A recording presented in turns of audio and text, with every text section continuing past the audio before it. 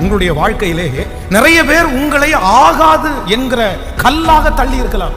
இந்த வேலையை உன்னால செய்ய முடியாது, இந்த தொழில உன்னால இருக்க முடியாது, நீ சரியான ஆள் கிடையாது, நீ எப்படி இதை நிறைவேற்ற போறாய், நீ ஆக மாட்ட, நீ ஒண்ணுக்கும் ஆகாத ஒரு ஆளு, உன்னை எவ்வளவு நாங்க முயற்சி எடுத்து பார்த்தோம், உனக்கு எவ்வளவு நாங்க சொல்லி கொடுத்து பார்த்தோம். ஒருவேளை சமுதாயத்தினால், சொந்தங்களால், நண்பர்களாய், தொழிலால், அதிபர்களாலே துரத்தப்பட்ட ஒரு சூழ்நிலையிலே நீங்க வந்திருக்கலாம்.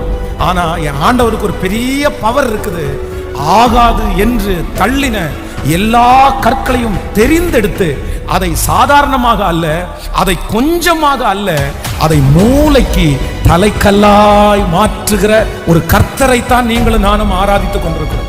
இந்த மாதம் உங்களுக்கு அப்படியே நடக்க போகிறது. ஆகாது என்று எந்தெந்த இடத்திலெல்லாம் நீங்கள் தள்ளப்பட்டீர்களோ அந்த இடத்திலே கர்த்தர் உங்களை தலைவனாய் கர்த்தர் அபிஷேகம் பண்ண போகிறார். கர்த்தர் உங்களை தலைவியாய் அபிஷேகம் பண்ண போகிறார்.